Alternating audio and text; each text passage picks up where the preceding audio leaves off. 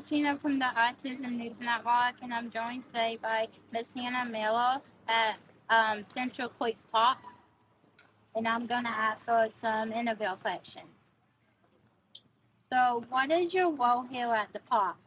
So my role here at the park, my title is Therapeutic Recreation Manager, and I also oversee Central Creek Park. So I manage our events out here, our staff out here at a higher up level. So I have somebody underneath me that does the day to day. She's fantastic. And then as far as my therapeutic role, I facilitate and create activities, events, and programs for people with disabilities. That's cool. It's very cool. I love it. What is your favorite thing about the park? That's a great question. The park is really special because it has those inclusive elements that I think we'll talk about later. My favorite thing about the park is that people of all abilities and ages can come and play together. Cool. How long has the park been open? The park opened just this past December, so December of 2022. Cool. How much does it cost to enter the park? The park is public, so it is free for all. Sometimes we have food trucks here that people might pay for if they want to buy food, but to enter the park and to use the establishment, it is free for everybody. Cool. What are some of the things people can enjoy here at the park? That's a great question. So we have a huge all-ability playground, so that's a lot of fun. We have a splash pad. We have pickleball courts, basketball courts, a walking trail, and ping pong. Sounds fun. It is so fun. We are very interested in the disability program that you have. How long has the park been hosting therapeutic projects? Great question. So the park has been hosting Therapeutic Thursdays since June of 2023.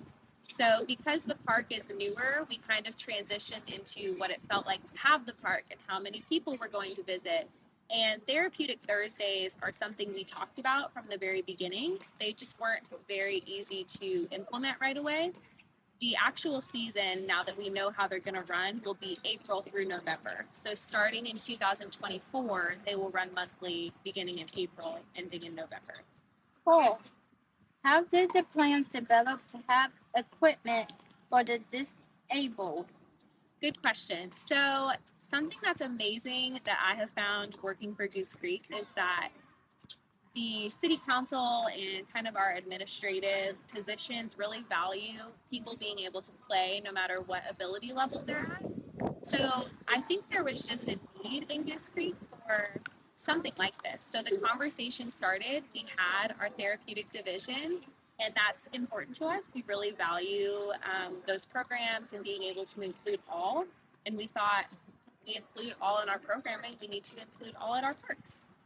That sounds interesting because there ain't a whole lot for the autistic people to do. I agree, but we're trying to change that. We're changing that here.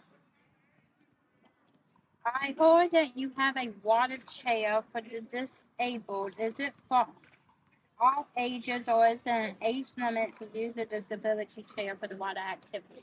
Great question. There is no age limit. It's really just whoever needs it can use it. Yep, and it's free to check out. So if somebody arrives who needs kind of those accessible elements, they can just ask somebody here and we can pull it out and let them use it. Sounds good. Is there any other type of special equipment that you have? Yes, so we have some special equipment on the playground that is accessible. So we have certain swing styles who are good for individuals who might have some lack of core strength. So you don't necessarily have to sit up in the swing, you can lay in the swing. We also have quite a few pieces of equipment that have a ramp to access them. So somebody who might use a wheelchair can go up into this piece of equipment and still feel the way that it moves. There are a few pieces of equipment like that that are just accessible for all. That's good to have. What is today? Good question. So it is the third Thursday of the month, which means that it is Therapeutic Thursday. And what Therapeutic Thursday is when we close down the playground to the public and we allow only our special needs or our disabled community to come and enjoy the park. We do that from 6 p.m. to 8 p.m. every third Thursday of the month. That's cool. How many people typically comes out to Therapeutic Thursday? Yes. Yeah. It changes, right? So as you can imagine, depending on weather or what's going on in the week, we have a different group that comes. We have seen as many as 75 individuals come to Therapeutic Thursday. And on our lower numbers so far, we've had 15 or so. So it definitely ranges, but we've never had one where nobody shows up, which is good. Well, at least that's good. Yeah. How does your staff prepare for therapeutic process? So what's really important to us in Goose Creek is educating our staff and our community members. So the first step to getting ready for Therapeutic Thursday was to educate the staff on why it's important and, you know, what kind of accessibility needs we might see and how we address those and how we can communicate. The next thing that happens is that about a half an hour before we close the park, we go around and we remind our visitors what Therapeutic Thursday is, why we're closing, and remind them that they will have to leave at 6 o'clock. And then after that, it's just have fun. So our staff goes out and we interact with our guests and we help where we can. So if somebody's using our accessible zip line, our staff will help push them to kind of take some of that stress off of the parent or guardian or aide that might be with the individual. We just go out there and have fun and play. That's the best part. That's cool. Mm-hmm. What activities do you have for people with disability to do on a weekly basis? That's a great question. We have a lot. So our calendar changes typically every 6 weeks. I typically run programs that meet once a week for 6 weeks. So right now we have bowling. In October we have adaptive dance, we have pickleball, and then we also have like monthly socials. So for example, in October we will do a Halloween party and we'll paint pumpkins. So we have something at least once a week, but those activities do change.